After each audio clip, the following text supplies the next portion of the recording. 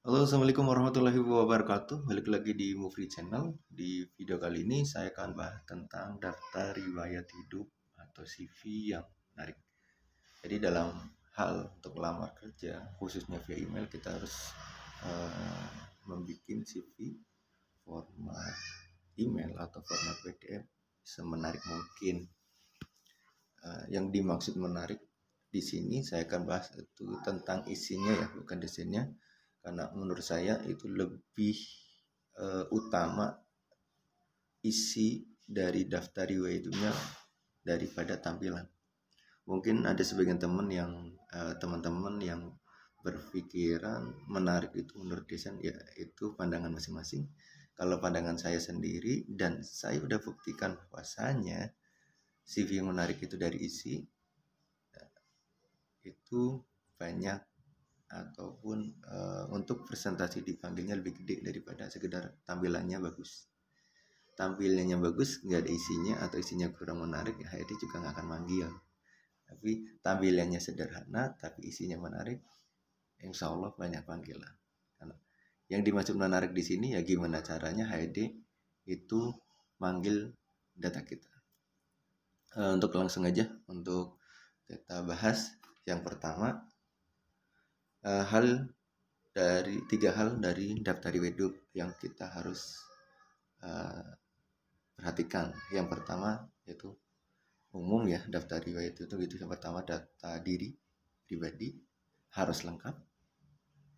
Yang kedua jenjang akademik harus jelas. Yang ketiga pengalaman kerja lengkap, detail dan jelas. Jadi lengkap, detail dan jelas.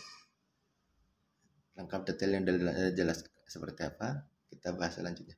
Kita bahas pertama dulu. Pertama, data pribadi. Data pribadi itu ada sekitar 10 item, yaitu ada nama, ada tempat tanggal lahir, agama, tinggi badan, berat badan. Biasanya ada sebagian teman-teman yang nggak ditulis ini. Ini tinggi badan, berat badan itu ngaruhnya di mana? Kalau untuk jenjang D3 D3 S1 nggak terlalu ngaruh, karena yang diperlukan bukan dari ergonomis tubuh kita untuk suatu pekerjaan, tapi lebih ke pemikiran kalau untuk D3 S1. Tapi kalau untuk SMK sederajat gimana? Karena kita kerjanya di lapangan butuh ergonomis. Ergonomis itu istilah posisi di mana badan kita sama tempat kita kerja itu harus senyaman mungkin, karena itu ngaruh untuk produktivitas kita. Itu jarang ke tulis. Ini silakan ditulis, itu agak penting ya. Makanya fungsi dari daftar riwayat, fungsi dari berkas, mungkin surat sehat dari teman-teman yang dibikin di Puskesmas dan sebagainya, itu untuk ngecek tinggi sama berat badannya. Yang kedua, seterusnya ada nomor HP. Nah, nomor HP diharuskan atau diwajibkan atau disarankan itu nomor telepon sama nomor WA cukup satu. Jadi yang punya nomor HP sendiri, WA sendiri, ya silakan nomor yang aktif didaftarin ke WA aja. Itu lebih simpel dan lebih bagus. Terus alamat email itu penting karena sekarang udah zamannya email. WA, telepon itu silakan diisi. Alamat domisili sekarang. Bagi perantau ya silakan alamat kontrakannya. Dari desa, RT RW, kecamatan, kabupaten. Terus seterusnya umum, jenis kelamin dan status pernikahan. Nah, umumnya itu ada ada gambar KTP sama media sosial ya. Umumnya data yang ada di KTP semua itu harus dicantumkan. Media sosial ya cukup untuk melamar kerja, WA, telepon, sama satu lagi email. Itu cukup 3 aja, nggak masalah. Itu untuk pribadi ya, data pribadi harus lengkap dan sepenting mungkin. Contohnya yang 10 item ini silakan harus ditulis semua. Seterusnya yang terakhir itu jenjang akademik. Nah, jenjang akademik di sini itu ditulis cukup dari sekolah dasar sampai sekolah terakhir. D3 kah, S1 kah, atau S2 atau SMK lah. Nah, di sini saya akan lebih ke D3 tadi SD, SMP, SMK dan D3 dan seterusnya beserta jurusan dan tahun lulus penulisannya. Itu umum ya. Cuman saya akan bahas tentang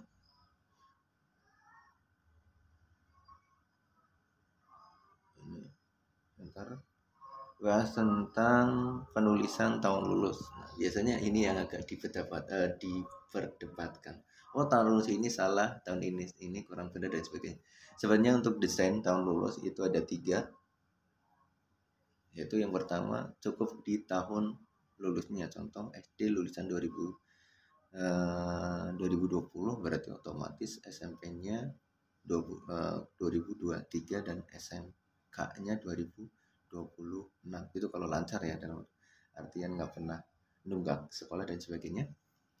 Yang kedua itu format dari awal masuk sampai awal masuk sampai terakhir. Nah, ini biasanya yang sering dipakai, tapi menurut saya kurang efektif. Kenapa? Tahun ajaran masuk 2014 sampai 2016 untuk SD. Kita harus ngitung. Untuk SD kurang ya, Pak.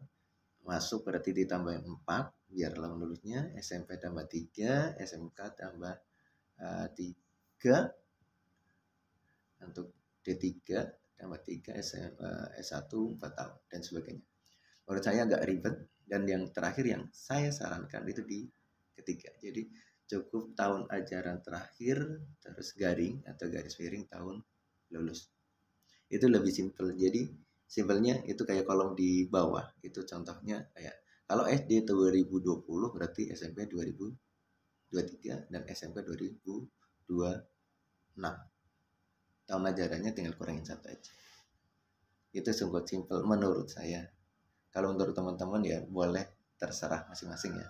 Karena yang saya bikin ya dari dulu sampai sekarang, dan ada bukti panggilannya yang pakai yang ketiga karena pilihnya simpel. Dan kebetulan saya jasa bikin CV ya, carinya yang simpel juga. Itu aja mungkin penjabaran dari saya untuk daftar riwayat hidup yang menarik. Mudah-mudahan bermanfaat. Apabila ada masukan, kolom komentar, silakan tulis saja kolom komentarnya di bawah. Apabila video ini bermanfaat, jangan lupa like, share, dan subscribe untuk video saya ini. Terima kasih. Jumpa kembali dengan Mufri Channel. Assalamualaikum warahmatullahi wabarakatuh.